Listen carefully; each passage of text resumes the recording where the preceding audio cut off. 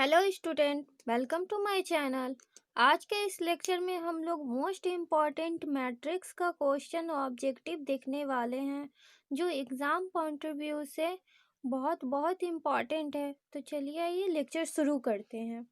तो question number 1 है, if A B equal to A and B A equal to B then A and B is set to B.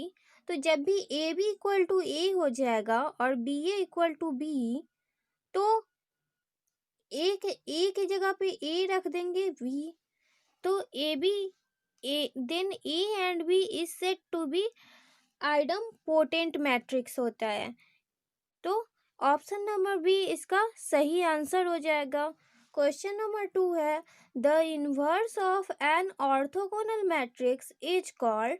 तो inverse orthogonal matrix हमेशा inverse हो या A square equal to I हो, is called orthogonal ही matrix होता है। तो option number ए हम लोगों का सही आंसर हो जाएगा, option number A. Question number 3 है, let A and B be any two matrices such that a b equal to 0 and a is non-singular matrix है, then b equal to क्या होगा, b equal to 0, b equal to a या b is also non-singular, इसको non singular matrix, या option number D B is singular matrix. तो इसका option D हो जाएगा, जो अगर ए और बी दो मैट्रिसेस है और ए बी इक्वल टू 0 है, देन ए इज सिंगुलर, तो बी भी सिंगुलर मैट्रिक्स होगा। Number 4, if A equal to एक मैट्रिक्स दिया हुआ है 5 7 11 12 13 15 एंड बी इक्वल टू एक मैट्रिक्स है 18 5 3 20 21 25, then value of A plus B is. तो ए प्लस बी हम लोग कैसे निकालेंगे, तो ए प्लस बी निकालने के लिए ए और बी को ऐड कर देना है। तो ऐड करेंगे तो ये ए प्लस बी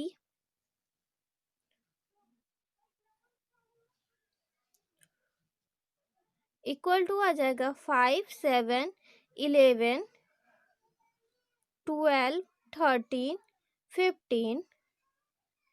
फिर बी का मैट्रिक्स यहाँ पे प्लस होगा, यहाँ प्लस, यहाँ लिख देती हूँ, यहाँ प्लस 18 5 3 20 21 25। अब इन दोनों को ऐड कर देंगे तो A plus B equal to आ जाएगा 5 प्लस 18। तो 5 प्लस 18 23 होगा, 23। फिर 7 प्लस 5, तो 7 प्लस 5 इक्वल टू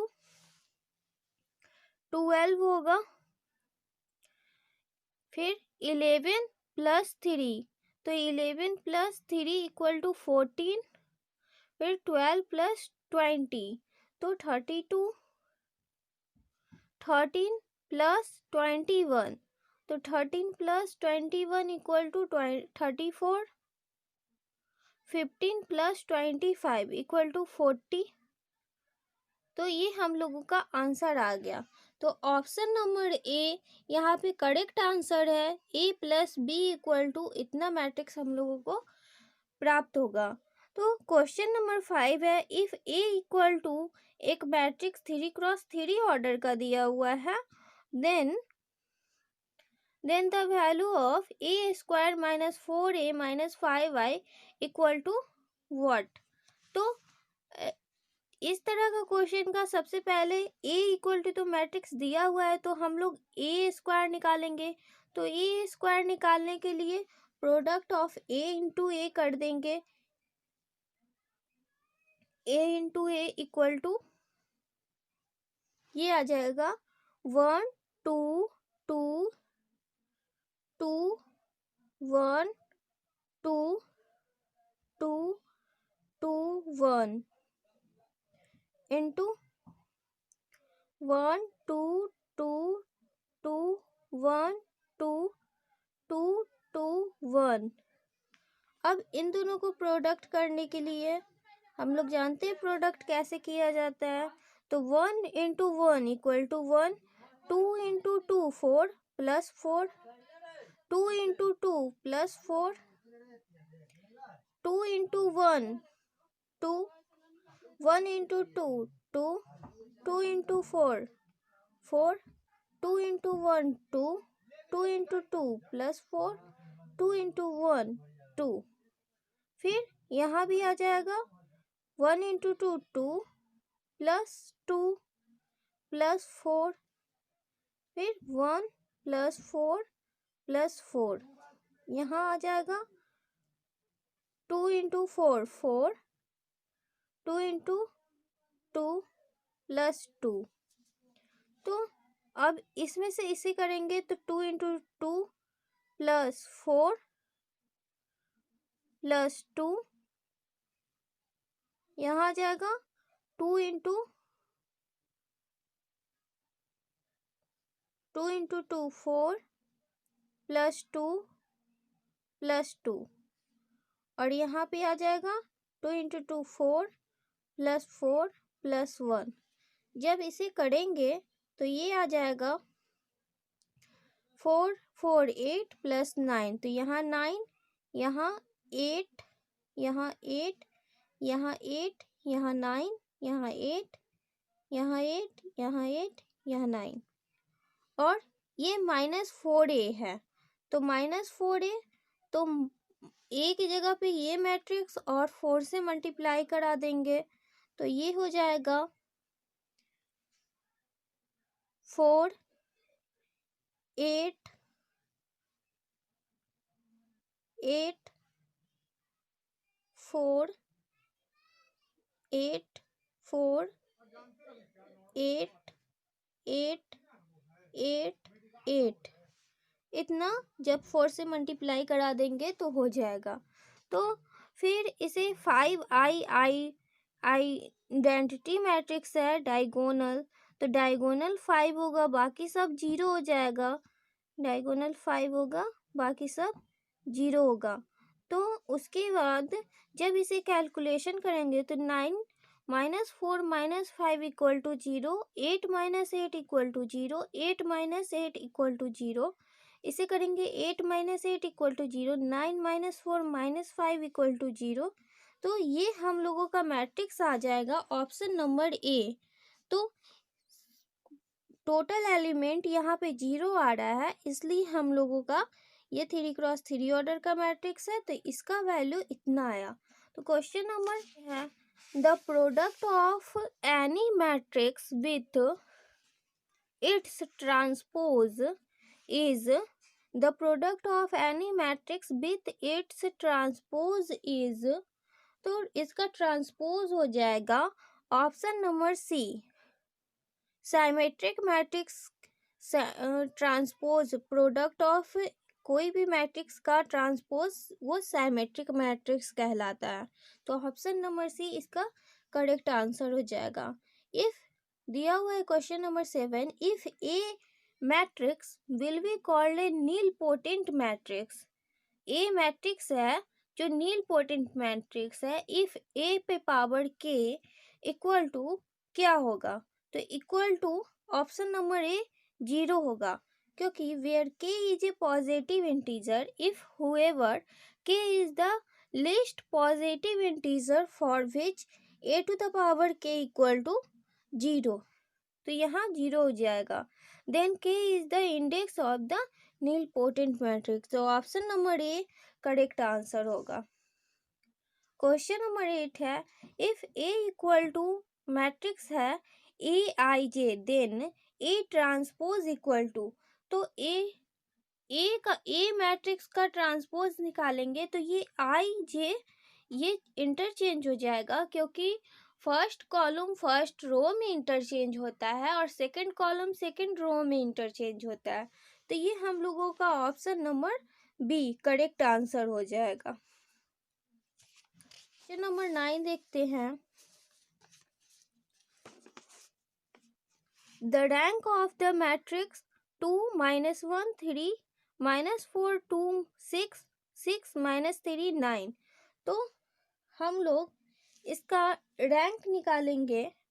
तो अगर 2 माइनस 3 यहाँ पे 1 लाना है और यहाँ पे 0 और यहाँ 0 लाएंगे। तो कैसे लाएंगे? तो अगर 2 माइनस 1 और 3 है, तो अगर